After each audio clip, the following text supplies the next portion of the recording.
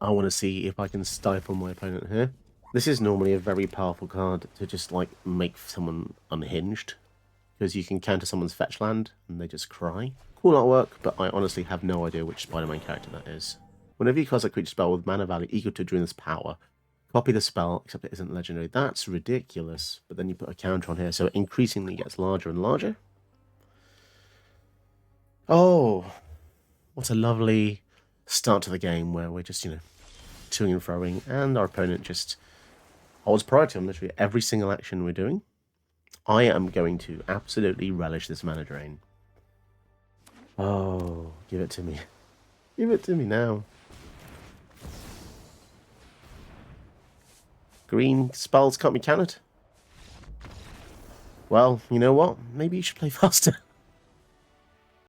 No, it's not deja vu. This is the second time I've done this video. The first time was a huge mistake because I accidentally released 2 videos at once. And if you do that on YouTube, YouTube absolutely pulverizes the second video into oblivion and it doesn't push it. So my mistake, but I've revised the deck because I really wanted to show you. I wanted more people to see it. It had barely anyone watching it. So likewise, maybe people won't watch this one anyway, but I really wanted to give it a fair shot. So this is a mono blue Artifacts Matters deck. This command is awesome because he lets you basically use Bellis' Citadel with artifacts at the top of your deck. You can cast artifact spells from the top, which is just really quite nice. There's one single card in this deck which just breaks it open, and that's Encroaching Mycosynth. All non-land permanents you control are artifacts, in addition to the other types. Same is true for permanent spells you control and non-land permanents you own that aren't on battlefield. So with this, a Memnon lets you play anything on the top of your deck, apart from lands. But that's fine. It's still pretty cool, and there's so many awesome artifacts in the deck, which I can't wait to use, like the newly unlocked Endstone, which I think is just really awesomely epic card. Gives you so much value, life gain as well, or life drain in some cases. But yeah, there's so many cool supporting cards, cryptic commands in here. We've got a bit of tax going on as well with Zenith Chronicler, Winter Moon, Torpor Orb, all ways to stop our opponent's ETBs, and of course the usual control package like negates, counter spells, and all that stuff. Mana drains in here, so just your matchups will probably increase difficulty. This is in here, so take this out in particular if you're having a hard time, because this will increase your deck power level essentially. I won't get into that in this video, but if you do some googling you might find it. So yeah, I hope you guys enjoy it this time, and I hope YouTube is kinder to me this time. Just being able to play all these cool artifacts and have nobody see them is really sad. So if you want to support me as well, don't forget to like, subscribe, and if you want to be part of the channel, you can join the Patreon, and you get your own custom video that I'll make for you, put on the channel, and I'll tag you and credit you for the idea as well. So let's get into the games. I swear to God, I haven't just mulliganed 1,000 games till I get Stifle in each opening hand. The shuffle is just really hard. So this is Norman Osborn and Green Goblin, basically. If you don't know, Spider-Man artwork isn't allowed in Arena, so they had to come up with these different artworks, different names to kind of portray these characters. And yeah, this was paper. The front side would be Norman Osborn that flips into Green Goblin. I personally do not understand the flavor necessarily. I guess he transforms into an evil version of himself. I suppose, yeah, okay. Can't be blocked. Sure, maybe that's a allegory for his immense scientific power, prowess, political power. I don't know. Dimir Signet. So we can actually go for the Regalia here. But we cannot attack with it yet. But yeah, a Regalia on turn 3 is pretty cool. When Goban, it even says Goban, which is odd because he flips into Green Goblin, but the front side's called Goban. I'm somewhat of a scientist myself. You know what? Imagine you were the artist tasked with doing the artwork for these characters. You'd just be itching, wouldn't you, to just reference him some way or somehow. But they've done a good job to actually not have any references to him, which I think is more impressive. So yeah, we just stifled their fetch. So basically just destroyed their land. Which is kind of Kind of mean, but hey. Fatal push? No. Oh, cool. We got the land. So now we can just cryptic command and bounce into the land. Or maybe actually cryptic and bounce the signet. I've made a very mean deck, haven't I?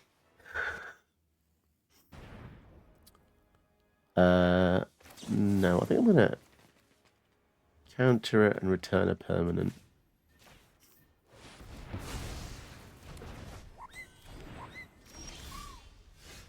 So somehow we're just some kind of like land destruction build. Bounce a creature. Did they miss another land drop? I mean, I guess we are as well. Yay! Okay, this is very good because now we can crew.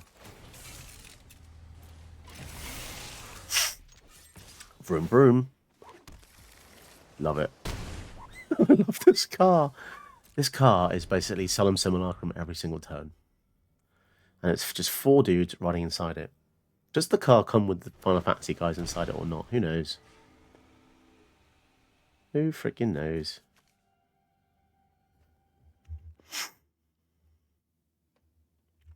So here comes Flame.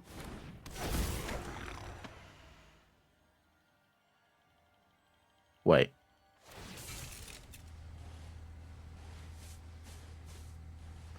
Oh, it's MDFC. Oh, that's confusing. Right, so you can basically choose which side you play. Right, I just thought you had to play the front. Sorry, yeah. I'm just used to the whole nickel bolus effect where you play the bolus, it flips into the big one, but no. Let's bounce this as well. Let's just be really irritating for them.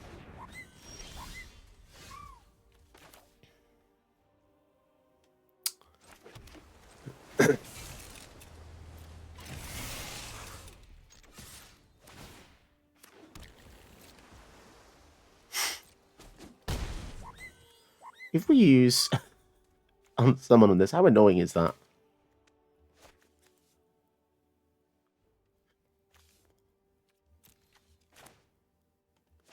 I want to play something. So we've got Fading Hope on top. Spells you cost from engraver cost 2. Each non-land card in engraver has Mayhem. So if you put the card in there, you can play it until end of turn. Let's bounce this. My god, we're so tempo, aren't we?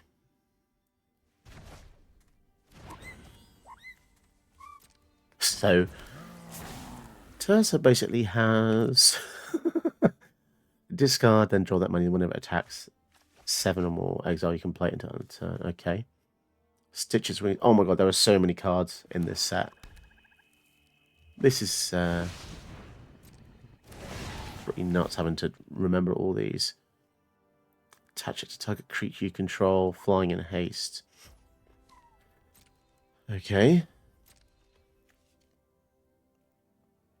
Cast. If there are 7 or more, exile a card at random. You may play that card this turn. There's nothing that scary at the minute. And we also have a Cyclonic Rift. Okay, nothing on top. We're going to take a bit of a chunk here. So the shuffle's good for Amemnon because it means it can reveal an artifact on top. Which it didn't.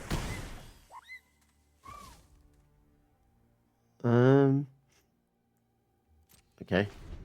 So it looks like we're just going to do some really boring combat damage, I suppose. Bit strange. How many artifacts did we even... We had 1 artifact. Destroy target creature. 3 mana. That's pretty good for a saga. That is a crazy saga.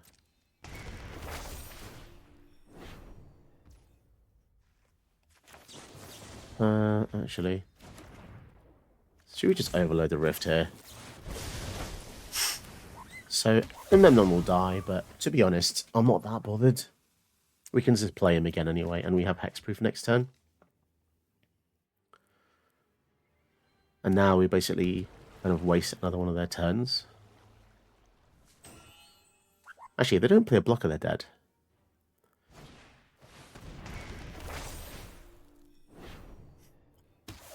Yeah, maybe that was silly of us to do that, but oh well. Each player may discard a card if he doesn't lose 3. I mean, they're hanging on by a thread, aren't they? But this vehicle is literally doing so much damage to us here, for us here.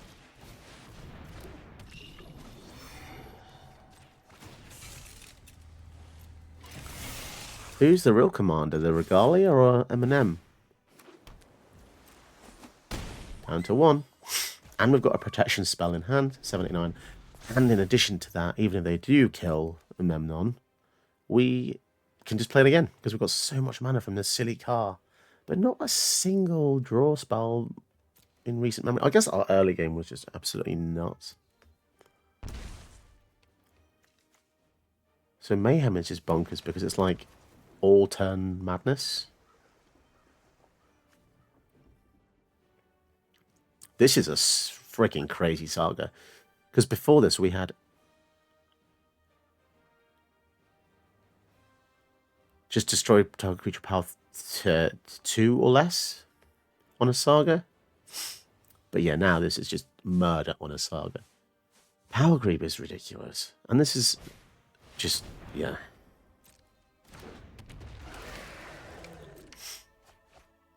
So what we want to do is,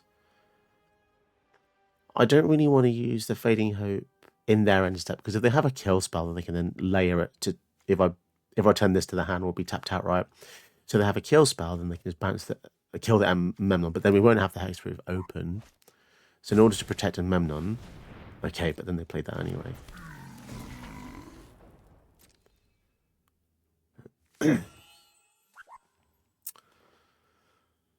So if they pass, are they dead?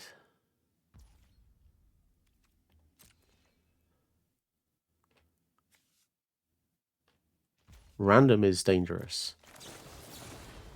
Let's bounce this. Get rid of that land, please. And that's it, isn't it, I think? Return the Steam Core to the hand.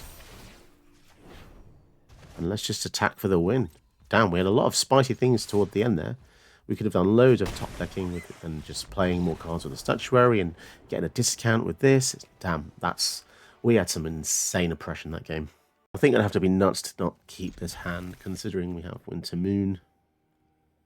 And they're a 3-color deck, and I suspect they will have a lot of non-basic lands.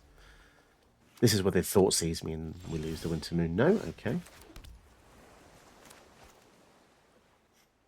Let's go for the Renowned Weaponsmith, because this gives us 2 mana. Which means next turn if we hit a land, we can actually go for the Sai and the Winter Moon. And it doesn't even do anything on their next turn anyway, because they only have 1 land. So slow rolling this might be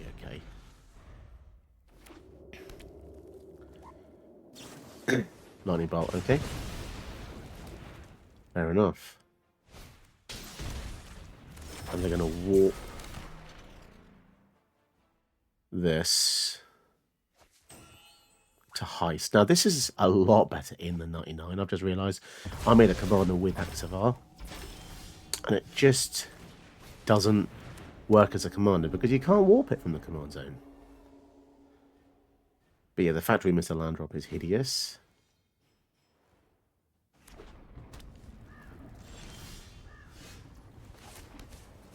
Question is, do we just lose everything to removal spells? Some beautiful artworks they've got over there. Respect. So Heist is... What are the chances of them getting something good? Likely. It says 3 random cards, but it's almost always something insanely good. Holy crap. And now we have this, which gets no ETB. So I think we're just going to keep up the Cryptic. Being able to play Cryptic in this format feels so evil. So evil. Because it's just... I guess we can counter this. And then return a land.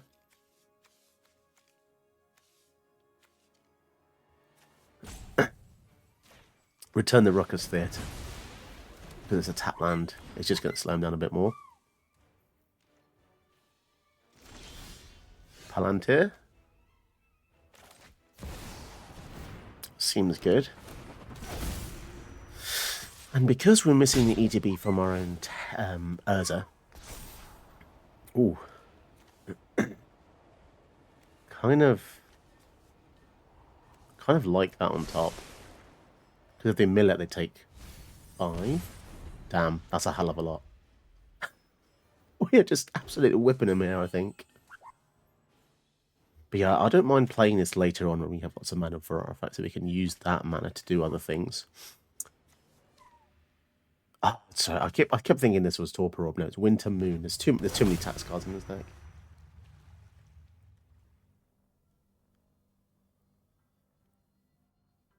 So actually, Winter Moon doesn't actually... Yeah, okay. Fury, they're gonna... kill the Sai? Okay. Damn, they used 2 cards to do that. That's pretty nuts.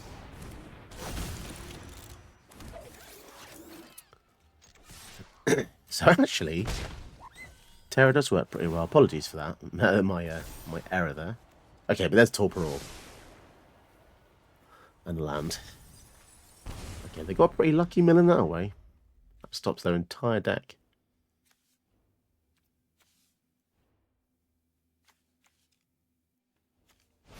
They're going to reanimate Fury. That's pretty hideous. I'm going to bounce it.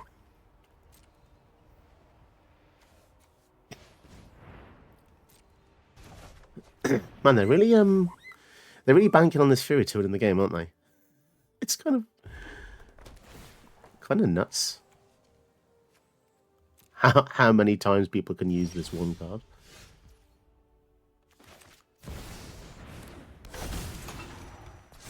So we're going to go in again.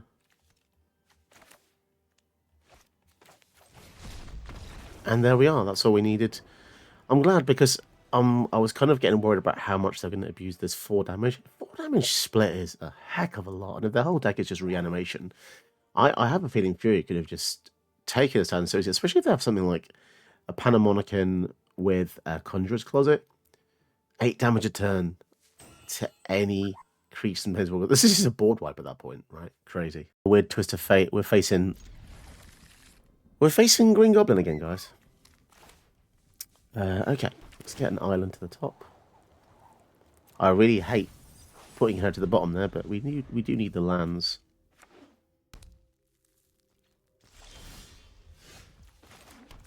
Gold Steel Heart, that will do.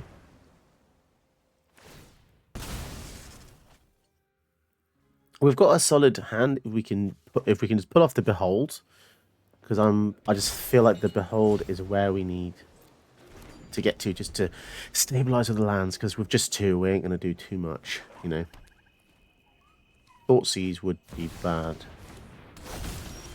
Here he comes.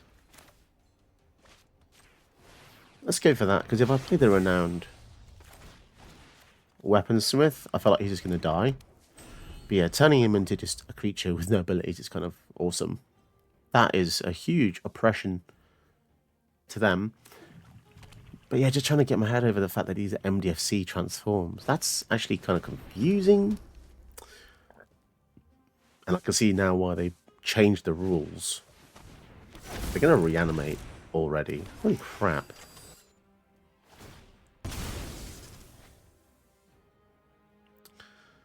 Oh, that feels bad.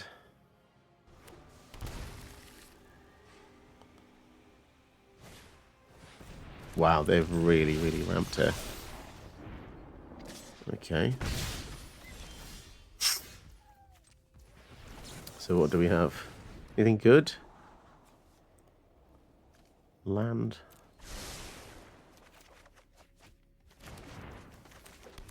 Godfarrow's statue. Okay. But now their deck is basically a bloody artifact deck. Because of our Terror. Or Urza, should I say.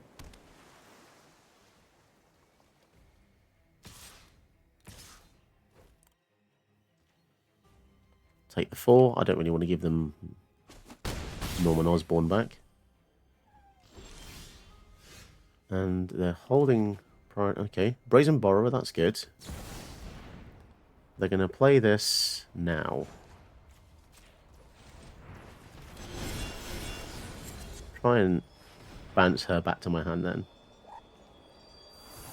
Okay, so now they can ironically now choose to get rid of her, but then we draw another card.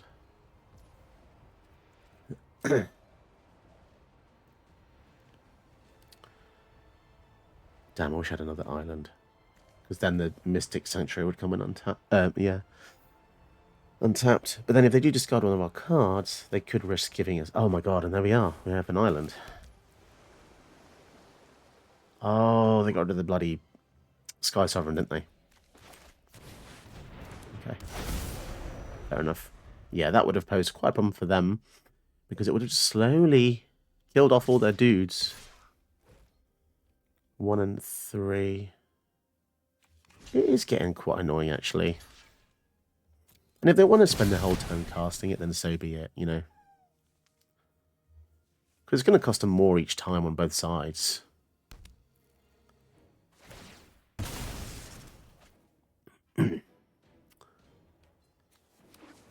How scary is this guy? I don't know.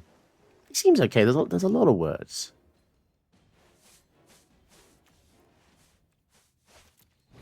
Treasure Cruise. I feel like a card like Treasure Cruise in a deck... Yeah, it kind of makes sense. I just feel like the Treasure Cruise also eats up your supplies. Dark Confidant as well.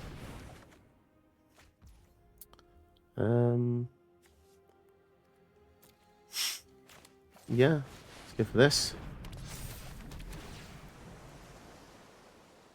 We'll put that on top. Behold's actually a pretty decent spell.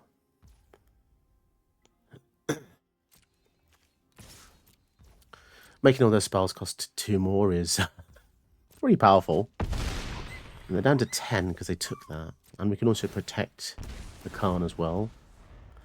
And also the Confidant could just legit kill them, so that's another one. But we do have a hell of a lot of... They have a hell of a lot of mana. So 3, 4, 5, 6, 7, 8. Pharaoh stops them maybe doing 2 or 3 spells. I feel like killing that is just...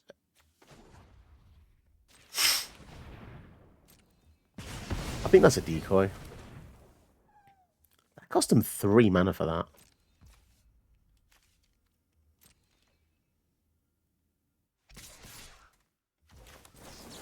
Let's try and block this 3/3. This could go horribly wrong. But then if they're emptying their hand here, then we can kind of go relatively safely into the next turn. And also the Dark Confidant could legit just kill them. And the mana leak. But we still get to keep the Khan, so...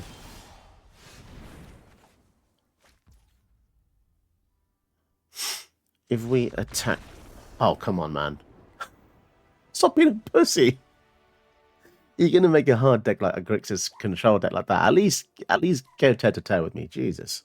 Okay, so apparently when you put toxic cards in your deck, like Wash Away, Counter Spells, Arena seems to keep giving you them, which it's time to answer my question of why do we keep seeing these powerful cards over and over again? I don't know if some of you understand what I'm trying to say here, but some cards have kind of a bias towards them. You will just draw certain cards more often, and that sounds like all gobbledygook and, you know, some kind of conspiracy theory, but it's legitimately true. For specific cards, that's why I rarely use Cavern of Souls. If you put Cavern of Souls in your deck, it almost always finds its way into your opening bloody hand, and it is so infuriating, honestly. So, keep that in mind. Some cards just see the light of day more. And I don't know why, but it's just the way it is. Just like how every card has a value against it. That puts a score towards your deck score, and then your total deck score is matched against other people who have a similar deck score.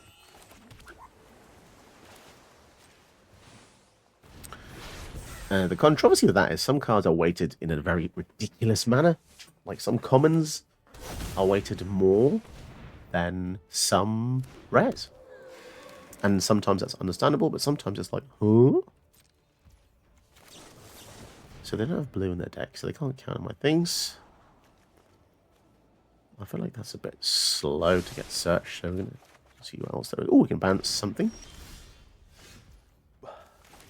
Oh, but I think Water Crystal is more interesting here.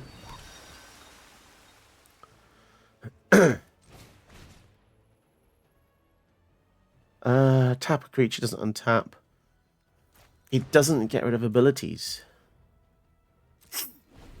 So I'm not as interested. This is good against combat creatures, but not so good against utility creatures. Whenever it is dealt damage, sacrifice the aura. Okay. The One Ring. That's a very, very early One Ring, though. I'm just hoping that the Godfarer statue will be able to slow them down a tad. Although it makes all their spells cost you more, they have so many lands that I feel as though they can kind of get around that anyway. So we'll see. And remember, you get protection from stuff, but if you can make someone, even make each opponent lose life, that gets around protection, because protection only stops targeting and damage effects, but life loss and each opponent doesn't target or deal damage, so it's a nice little way to get around that. I'm not saying this is the only way to get around the One Ring, there's loads of other ways, but yeah, it just happens to work. So now we have a nice kind of at odds, right? Because this slows them down, but this speeds them up. No more lands. Bloody, bloody, blah. Whenever one lands, I put into your graveyard, put them onto battlefield tab. That's crazy. Return up to one creature playing to in his hand. Let's go for Manon. Land on top. That sucks. Let's bottom that. Magic Damper. Well, that's not very helpful.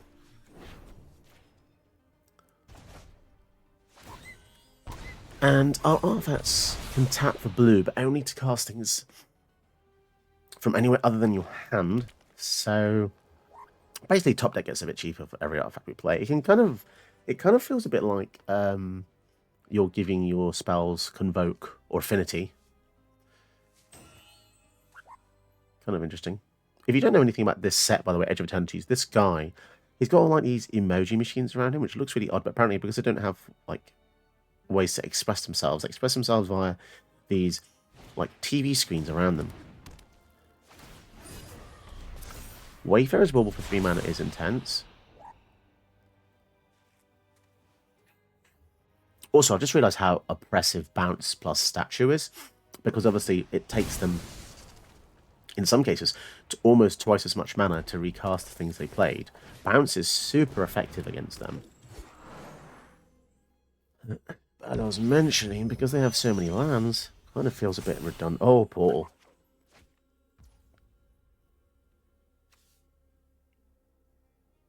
Kind of annoying.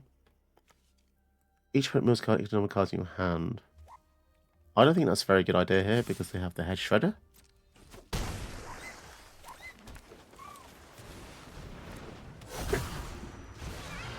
Tap enchanted creature. We can tap the elf. Just slow them down, because remember, we want them to be devoid of mana. Okay. When this flips, we can start being even more taxy on them. Whenever you cast a spell, your opponents can't cast spells with the same mana value as that, so you're basically preventing them from playing their commander, potentially. So you can be very sneaky with this. Starting to wonder if we have... I feel like we've got like 20 to 30 artifacts in the deck. Getting them off the top is the tricky part. Maybe some more manipulation would have been good.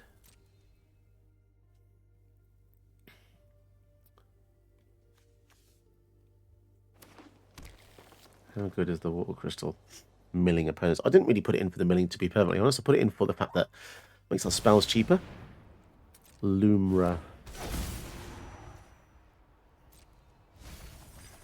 Well, that is pretty crazy.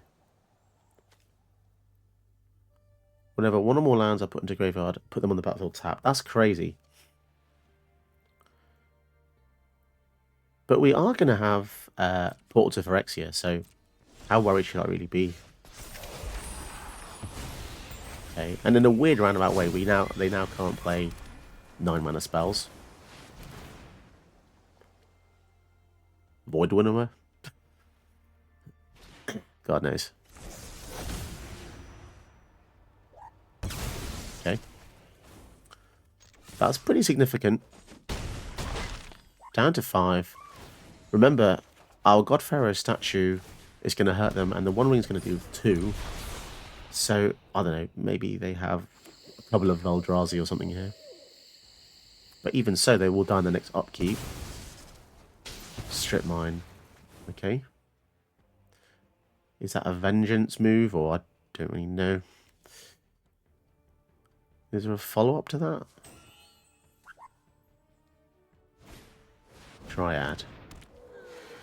I feel as though that was just a Vengeance move. They played the Boseiju. Did I just see that right, guys?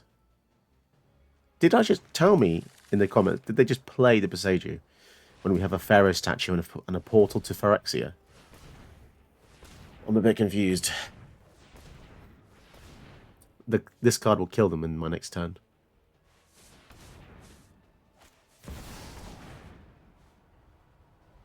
Okay. They all come in. Please don't tell me there's a land combo in the format now. Is there a land combo, guys? Is there a Valakut? Oh, no. Oh, shit. I don't even know if Valakut's in the format. If Valakut's in the format, then we could be dead. Well, we are dead, because Triad also converts everything to every basic land type. So, yeah, we could just be dead here, which is kind of nuts, because they're at 1. But let's see if it is. I have no idea.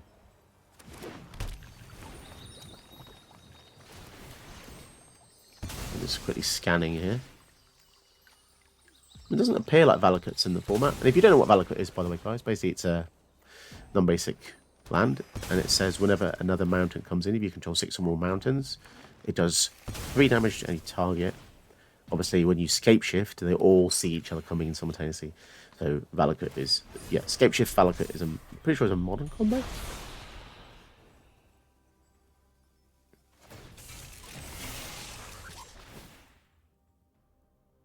Okay.